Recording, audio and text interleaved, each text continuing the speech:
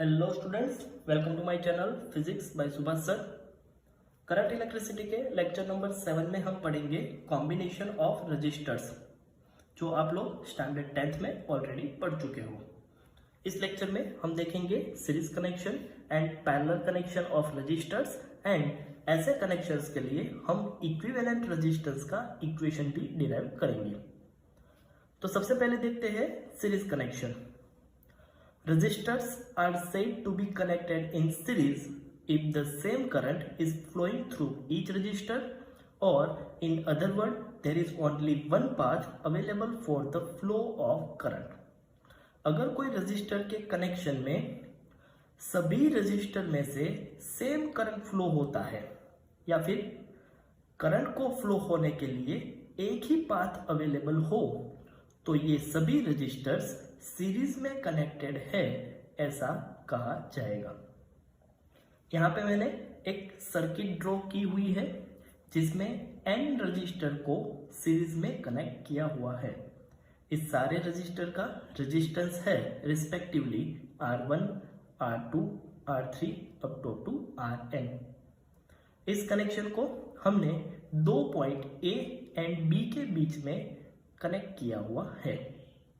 इस पूरे कॉम्बिनेशन को हमने सोर्स वोल्टेज V के साथ कनेक्ट किया हुआ है और यहाँ पे हमने एक की भी रखी हुई है।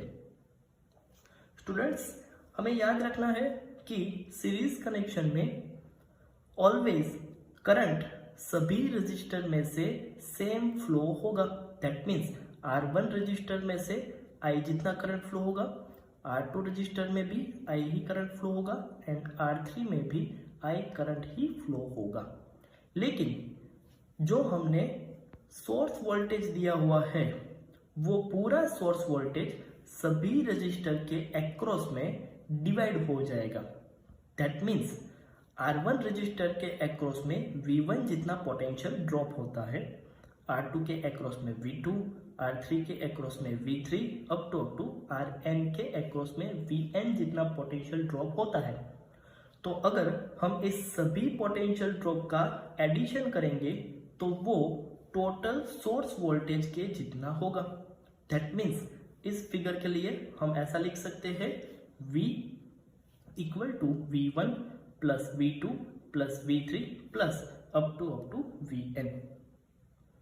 अब सभी रजिस्टर के लिए अगर हम ओहम्स लॉ अप्लाई करें जहां पे V इक्वल टू IR अगर लिखा जाए तो total voltage V equal to total current flow in this circuit into total equivalent resistance in this combination, that means I into R equivalent. Potential drop across first resistance मतलब V1 equal to होगा उसमें से जितना current flow हो रहा होगा वो मतलब I इंटू वो रजिस्टर का resistance, that means R1। Same V2 के लिए IR2, V3 के लिए IR3 अप टू Vn के लिए IRn। लेकिन हमने जैसे आगे बात की सभी रजिस्टर में से सेम करंट फ्लो होगा, सो I हम कॉमन निकाल के कैंसिल कर सकते हैं। तो ये इक्वेशन कुछ इस तरह से हो जाएगा R equivalent equal to R1 plus R2 plus R3 plus up to Rn। Thus, the equivalent resistance of the series combination of the resistor is always greater than the greatest value of resistors connected in series। मतलब combination में जिस register का resistance सबसे greatest होगा, equivalent resistance उससे भी बड़ा होगा। Now second is parallel connection. Parallel connection कब बोला जाएगा? जब सारे रजिस्टर का एक एंड किसी एक पॉइंट पे और दूसरा एंड किसी दूसरे पॉइंट पे कनेक्टेड हो, तो ऐसे कनेक्शन को पैरेलल कनेक्शन बोलेंगे।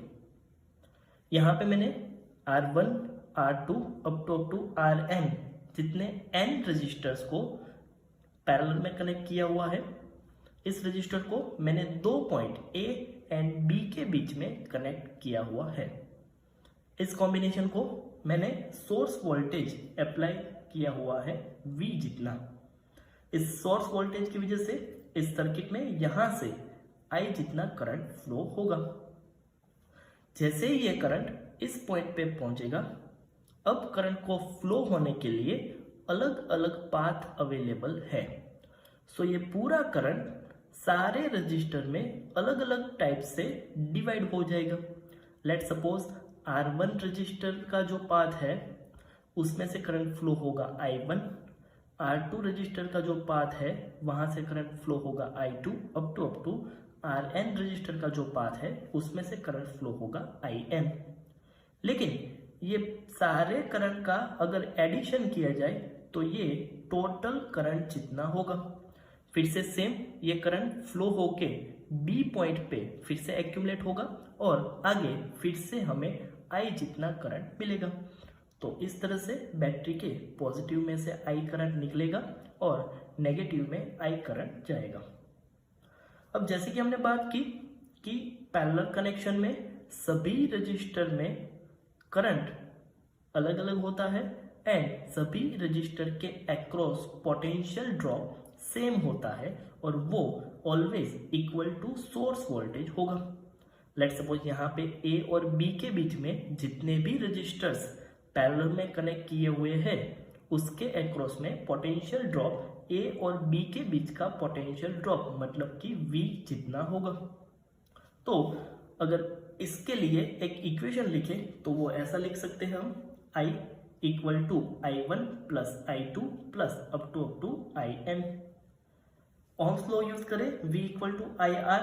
इस इक्वेशन में से अगर I को सब्जेक्ट बनाया जाए तो I इक्वल टू हो जाएगा V by R। Total current equal to total potential divide by total equivalent resistance that means V upon R equivalent.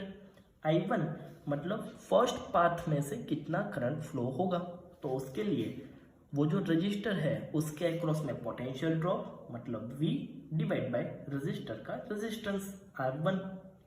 Second path के लिए I2 equal to V upon R2 plus up to nth path के लिए V upon RN।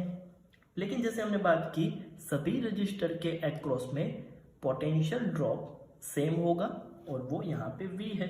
तो अगर दोनों ओर से V cancel out किया जाए तो इक्वेशन होगा 1 upon R equivalent equal to 1 upon R1 plus 1 upon R2 plus up to plus 1 upon RN। Thus, the equivalent resistance of a parallel combination of resistor is always smaller than the smallest value of resistor connected in parallel। तो students हमें ये याद रखना है कि अगर series connection हो तो रजिस्टर के लिए पोटेंशियल डिवाइड होगा एंड करंट इक्वल होगा। अगर यही बात कैपेसिटर के लिए करें तो सीरीज कनेक्शन में कैपेसिटर के ऊपर चार्ज इक्वल होगा एंड पोटेंशियल डिवाइड होगा। पैरेलल कनेक्शन के लिए सभी रजिस्टर के अक्रॉस में पोटेंशियल ड्रॉप इक्वल होगा और करंट डिफरेंट होगा। और सेम कैपेसिटर के लिए सभी कैपेसिटर के अक्रॉस में पोटेंशियल ड्रॉप पैरेलल कनेक्शन के लिए इक्वल होगा and charge on each capacitor different होगा।